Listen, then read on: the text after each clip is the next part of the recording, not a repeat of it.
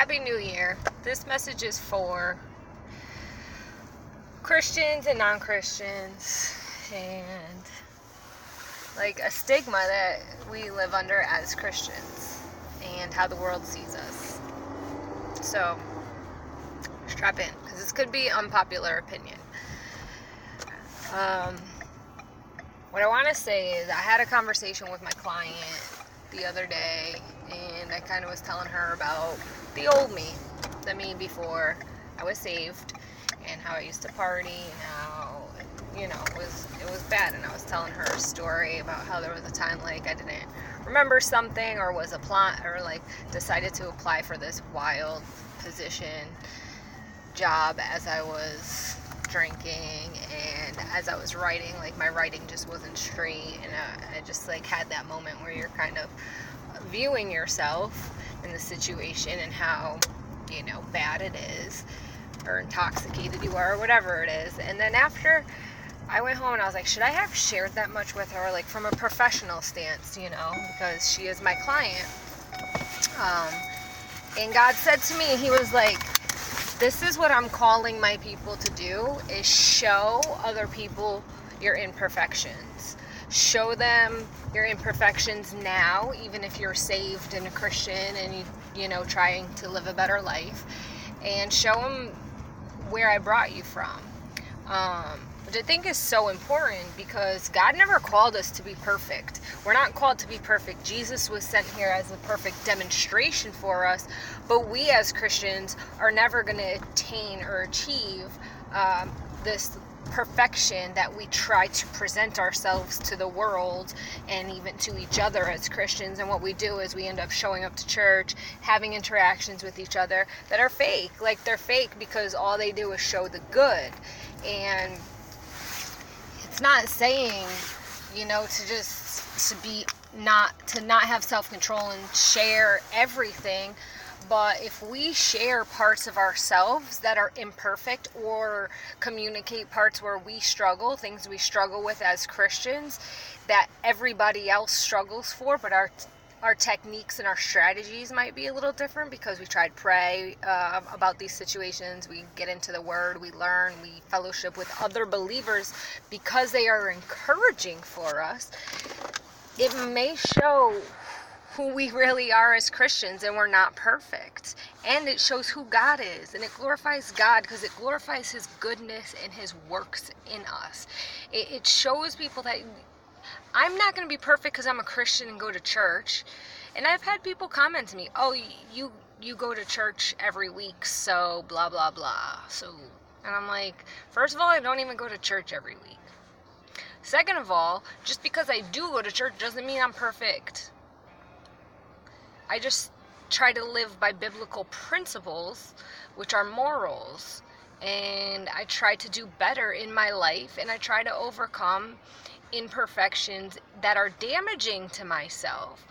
And when you're saved by Christ, you're learned a new way. You are becoming a new person, which means all the shame, all the guilt, all the negativity can fall off of you, and you could step into a new way of life, and you could start doing things differently. It's really just like a new life, just like we always claim a new year. But if you have a new year and you don't have any strategy going into that new year, you don't have any new beliefs, you don't have any new ideas to do something, or any new practices, habits that are going to help you attain these new ideas and new goals, you're going to end up nowhere. You're going to end up back at square one. But you know what's beautiful when you're saved by Christ? He says you may keep trying, but what's funny is when you fall off and you miss those goals, He says, that's okay, daughter. That's okay, son. Try again. And read my word, and maybe you'll learn something.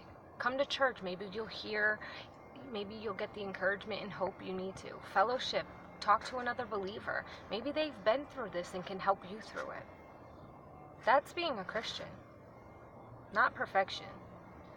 And I really feel like God is calling us this year to reveal what He's done in us, and the only way we can do that is by sharing with other people how imperfect we are. And it's by telling a story.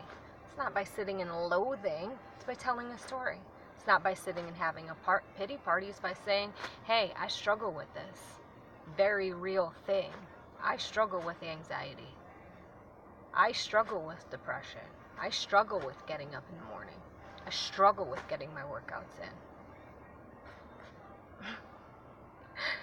And that's being a human. And God has grace, and He has love, and He has encouragement, and He has hope for us.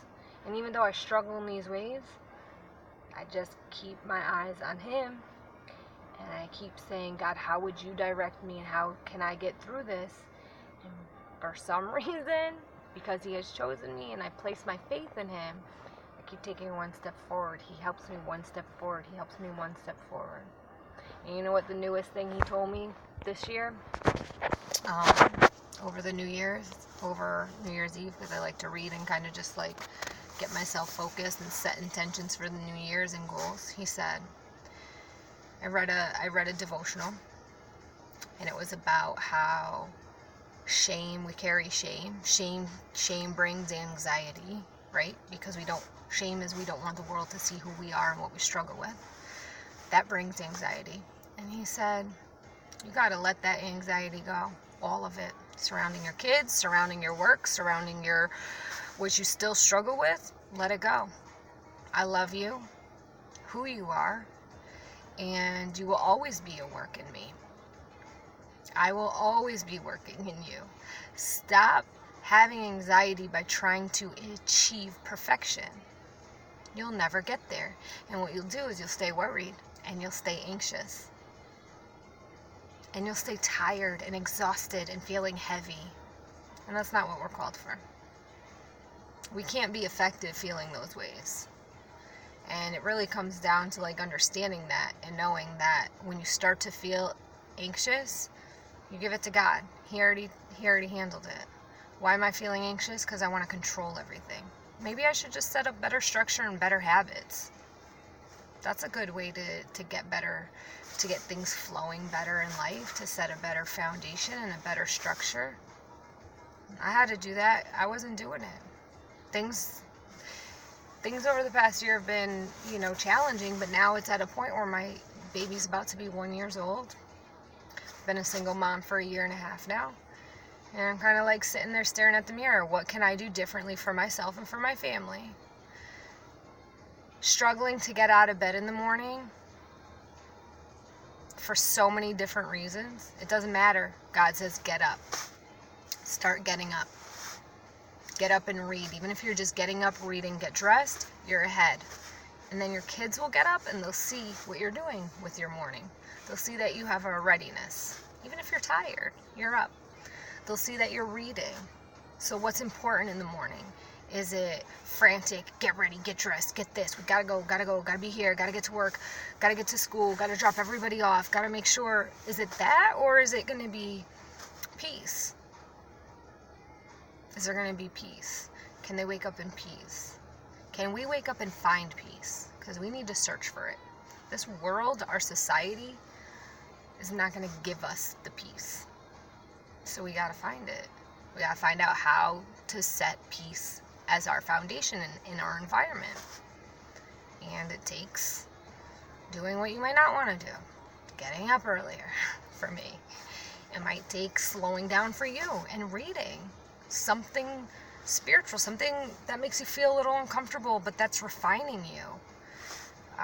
It might take writing in a journal in the morning. It might take just sitting in silence and letting your brain process and until you can finally get to a place where you can sit in peace and it's not as loud. And that's what makes the difference. So that's my tangent. That's what God has put on my heart so far in these first few days of the year.